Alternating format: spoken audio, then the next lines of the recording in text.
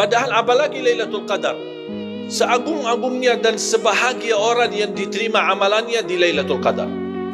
Dan saya kemarin sudah membaca banyak pendapat masalah Lailatul Qadar. Ini mudah-mudahan menjadi wawasan untuk kita semua. Ada pendapat Lailatul Qadar itu berpindah-pindah. Bisa di malam ganjil, bisa di malam genap. Bisa di awal malam 21, 23, 22, malam 24, bisa malam 26, bisa malam 27. Itu satu pendapat. Dan ini pendapat bagian ulama yang berakhir, maksudnya di zaman belakangan ini. Tapi menurut ulama di zaman awal, termasuk para sahabat dan para tabi'in, ulama yang masyhur, itu rata-rata hampir disepakati malam Lailatul Qadar tidak berpindah-pindah. Apa dasar mereka? Turunnya Al-Quran di Lailatul Qadar. Masa Lailatul Qadar turunnya Al-Quran pindah-pindah? Sebentar turun Quran malam ini, sebentar malam ini, malam ini. Kan Quran turunnya satu kali. Makanya dasar mereka kuat. Dan itulah yang dipilih oleh Sayyidina Umar bin Khattab, Abdullah bin Mas'ud, Ubay bin Ka'ab, Abdullah bin Abbas. Para sahabat yang besar-besar memilih malam Lailatul Qadar malam 27.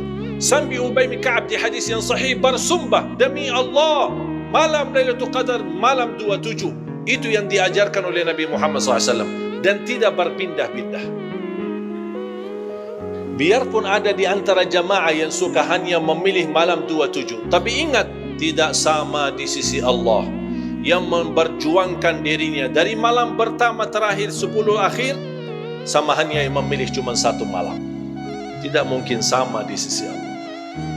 Walaupun kita bertemu Lailatul Qadar malam ini. Makanya jamaah sekalian, tolong jangan sia-siakan malam ini.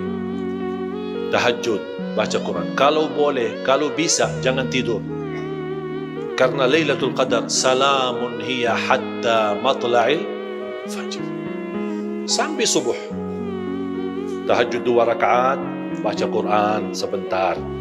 Lanjut lagi 2 rakaat, duduk baca Quran. Lanjut lagi 2 rakaat, terus baca Quran. Bersedekah. Dan sedekah khususnya di 10 malam terakhir, apalagi malam ini. Sedekah malam hari jauh lebih utama daripada sedekah siang hari. Kenapa? Karena Lailatul Qadar di malam, bukan di siang. Kenapa Lailatul Qadar tidak jatuhnya di siang hari atau pagi hari? Karena namanya Laila. Laila itu kapan? Malam. Malamnya mulai kapan? Habis maghrib sampai subuh. Berarti anda beraktivitas, mulai ikut masjid, buka puasa, itu sudah mulai malam Lailatul Qadar.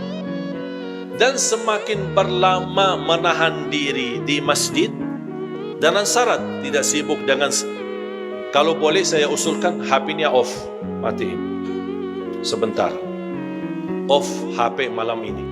Buat apa? Saya mau hidupkan hubungan saya sama Allah. Rasulullah SAW kalau masuk 10 malam, jangankan beraktivitas urusan dunia, sama istrinya pun dah urus.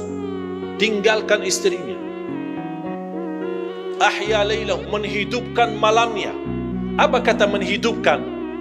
Kata istilah menghidupkan artinya ibadah, salat, tahajud, Quran, zikir, doa. Itu makna hidup. Bukan sepanjang malam malah tidur. Itu namanya mati, bukan hidup.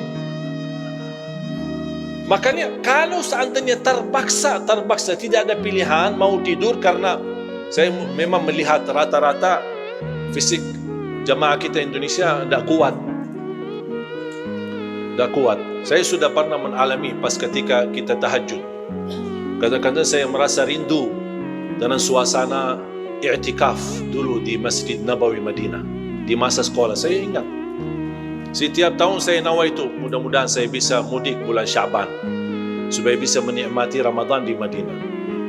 Tapi terpadat dengan permintaan jamaah, tergesa dengan permohonan isi sana, isi di sini.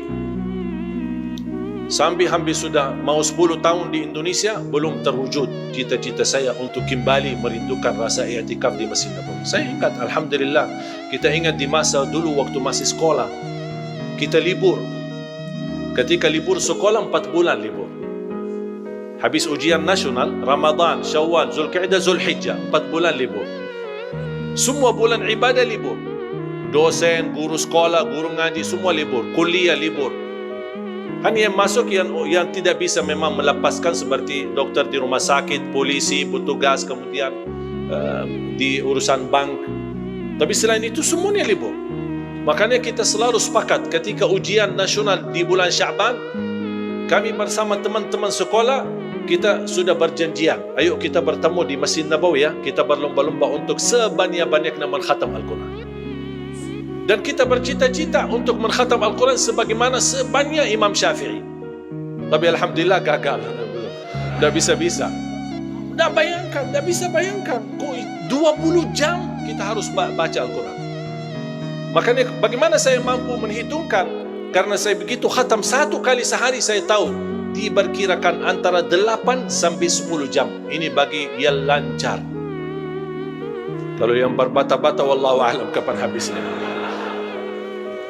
Makanya jamaah sekali lagi saya mohon, kalau bisa nonaktifkan HP-nya, fokuskan ibadah dan fokuskan banyak doa. Di antara doa yang dipanjatkan dan disunnahkan adalah doa Rasulullah SAW kepada Siti Aisyah. Ketika Siti Aisyah minta amalan, ya Rasulullah, kalau saya bertemu Lailatul Qadar, apa doa yang saya panjatkan? Kata Rasulullah SAW, Quli Allahumma innaka afuun tuhibbul afwa fa'fu anni. Doa ini sangat indah, sangat luar biasa. Dan ini kesempatan di malam ini kita berbanyak doa ini. Karena isinya dan maknanya bukan hanya kita memohon diampuni dosa, bukan meminta dimaafkan, tapi arti afu jauh lebih tinggi daripada memohon ampunan. Kalau mohon ampun, Allahumma ghfirli, ya Allah ampunilah dosa kami. Tapi tulisan dosa, bekas-bekas dosa masih tersimpan dalam buku amal. Tapi Allahumma innaka afuun, Allah ampuni dosa, Allah hapuskan dosa, dan Allah tidak akan sisakan sedikit pun dari bekas dosa dalam tulisan buku amal. Berarti ketika kita di hari kiamat, insya-Allah buku amal kita bersih berkat doa Allahumma innaka afuun tuhibbul afwa fa'fu anni. Dalam sujud boleh, habis salat boleh, menjadi wirid kita sebagaimana kita baca subhanallah walhamdulillah wa la ilaha illallah wallahu akbar, boleh kali ini dan malam ini khususnya kita jadikan wirid kita. Allahumma innaka afuun tuhibbul afwa fa'fu anni. Allahumma innaka afuun tuhibbul afwa fa'fu anni. Allahumma innaka afuun tuhibbul afwa fa'fu anni. Kita mengharap pemaafan Allah Subhanahu wa taala, karena pemaafan Allah beda sama pemaafan manusia. Kadang-kadang orang menzalimi kita, menghina kita, caci maki kita, dan datang minta maaf. Mungkin kita mampu ikhlas dan memaafkan, tapi belum tentu bekas sakit hati ada atau bisa dihilangkan dalam hati. Kalau Allah Subhanahu wa taala memaafkan kita, insya-Allah tidak ada sedikit pun bekas di dalam buku amal kita. Dan itulah doa yang dianjurkan oleh Rasulullah SAW kepada Siti Aisyah radhiyallahu anha.